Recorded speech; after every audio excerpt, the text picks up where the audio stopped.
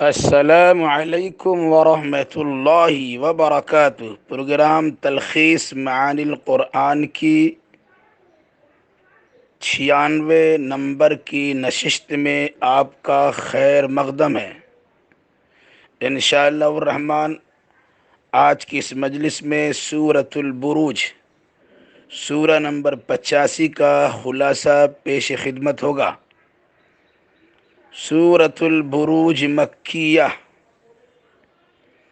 وجہ تسمیہ: اس سورہ کی پہلی ہی آیت میں لفظ بروج ہے، جس کے معنی ہے ستاروں یا سورج کی 12 منزلیں۔ اسی مناسبت سے اس کا نام بروج رکھا گیا۔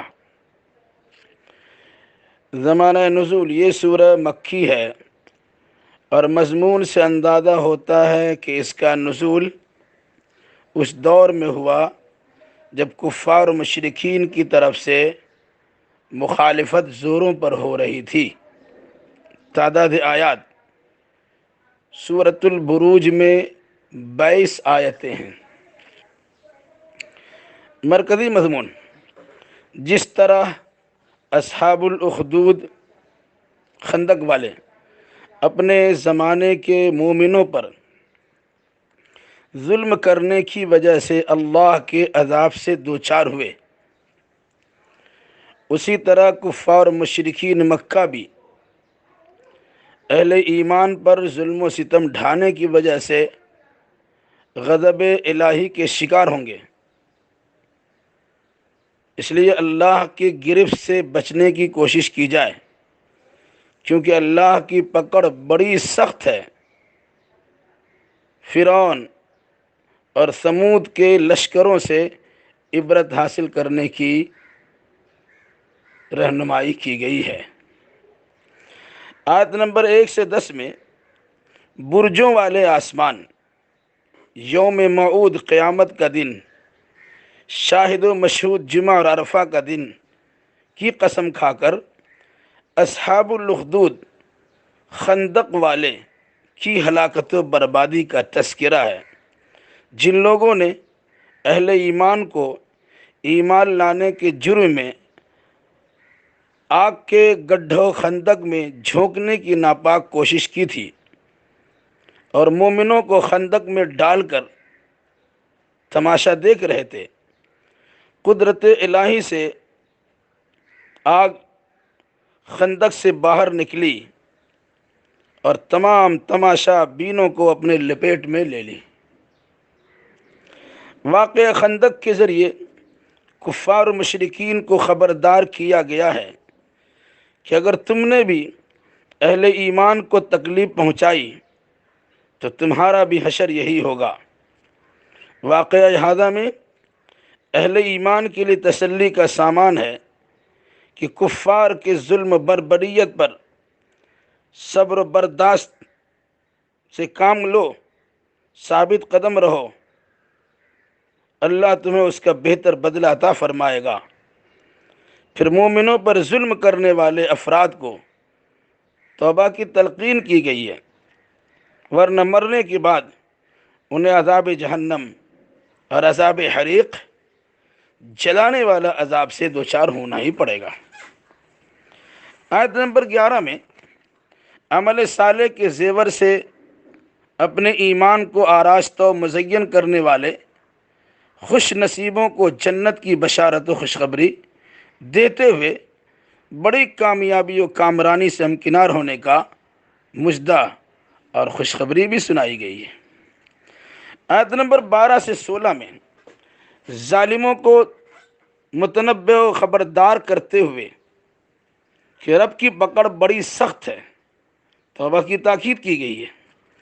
اللہ پہلی بار پیدا کرنے والا ہے، وہی دوبارہ جی اٹھانے والا ہے، وہ بڑا معاف کرنے والا بھی ہے اور اپنے بندوں سے بے انتہا پیار کرنے والا بھی ہے۔ عرش عظیم کا مالک اور عظمت و کبریائی والا بھی ہے اور اپنے ارادہ و مشیت کو پورا کرنے والا ہے۔ کوئی اس کی مشیت کو نہ روک سکتا ہے اور نہ ہی ٹال سکتا ہے۔ لہذا غلطی ہوئی تو توبہ کر لو، بخشش کے طلبگار بن جاؤ، اور اللہ کی صفت جمال کے ساتھ صفت کمال کو مد نظر رکھتے ہوئے کوئی بھی قدم اٹھانے کی کوشش کرو۔ آیت نمبر 17 سے 20 میں قوم فرعون اور قوم سمود کے عبرتناک انجام کا اشارہ دیتے ہوئے ظالموں کو خبردار کیا گیا ہے کہ اگر تم بھی ظلم سے، انکار و تکذیب سے باز نہیں آئے تو تمہارا بھی انجام انہی جیسا ہوگا، کیونکہ تم اللہ کی گرفت سے باہر نہیں ہو، بلکہ اللہ نے تمہیں بھی ہر چار جانب سے گھیر رکھا ہے۔ آیت نمبر 21 سے 22 میں قرآن کریم کو مجد و شرافت کا سرچشمہ بتایا گیا ہے اور اس کے محفوظ ہونے کی شہادت و گواہی دی گئی ہے کہ وہ ملأ اعلیٰ کی مقدس تختی لوح محفوظ میں محفوظ ہے۔ اگر اپنی حفاظت چاہتے ہو تو اس کو ہادی و رہنما بنا لو، تم بھی محفوظ ہو جاؤ گے اور مجد و شرافت تمہاری تقدیر بن جائے گی۔ دنیا والوں سے قرآن مقدس نے یہ اپنا لوحہ منوا لیا ہے اور لوگ اس حقیقت کو تسلیم کرنے کے لیے تیار ہے کہ جن جن چیزوں کا رشتہ قرآن مجید سے جڑا ہے، اللہ تبارک و تعالیٰ نے ان تمام چیزوں کو قابل احترام اور قابل قدر و منزلت بنا دیا ہے، لوگ اسے تسلیم بھی کرتے ہیں۔ جس کاغذ پر قرآن لکھا جاتا اس کی عظمت کا کیا کہنا، عام کاغذوں کی طرح وہ کاغذ نہیں ہوتا، اس انسان کی تعظیم و تکریم بجا لائی اس کاغذ کی تعظیم و تکریم انسان بجا لاتا ہے۔ اگر کہیں قرآن تو بہت بڑی بات ہے، عربی زبان میں کچھ جملے تحریر ہو اور وہ سطح زمین پر گری پڑی تحریر ہو یا کاغذ کی شکل میں گرا پڑا حصہ ہو، ٹکڑا ہو، شرابی تک انسان اسے اٹھاتا ہے اور اپنے اپنے عقید و نظریے کے مطابق اپنے آنکھوں سے سٹاتا ہے، لبوں سے بوسہ دیتا ہے، پھر اسے کسی اونچی جگہ پہ ڈال دیتا ہے۔ جس لکڑی پر قرآن مقدس کو رکھا جاتا یا جس پلاسٹک کے ریحل پہ قرآن مقدس رکھ کر پڑھا جاتا، اس کی بھی قدر و منزلت مسلم ہے۔ جہاں قرآن ہوتا وہیں اس کو بھی رکھا جاتا ہے۔ جس کپڑے سے قرآن کا غلاف تیار ہوتا وہ گرد و غبار میں اٹا ہوا کیوں نہ ہو، انسان نہاتا دھوتا ہے، صاف شفاف کپڑا زیب تن کرتا ہے، قرآن کو اتارنے کی باری آتی ہے، دیکھا گرد و غبار سے اٹا ہوا ہے، اس کے غلاف کو پھینکتا نہیں ہے، بڑی عظمت کے ساتھ رکھتا ہے۔ یہ قرآن کی عظمت نہیں تو کیا چیز ہے۔ رمضان المبارک کو تمام مہینوں پر فوقیت اس لیے ملی کہ اس میں قرآن نازل ہوا۔ شب قدر کو عظمت اس لیے ملی کہ اس رات میں قرآن نازل ہوا۔ محمد الرسول اللہ صلی اللہ علیہ وسلم کو خاتم الانبیاء والمرسلین ہونے کا شرف اس لیے حاصل ہوا کہ اللہ کا آخری پیغام ان پر قرآن مقدس کا نزول ہوا۔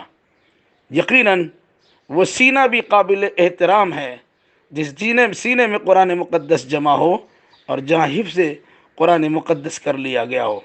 الہ العالمین ہمیں قرآن کی عظمت کو سمجھنے اور اس قرآن کے ساتھ عزت و احترام کا معاملہ بجا لانے کی توفیق عطا فرما۔ آمین۔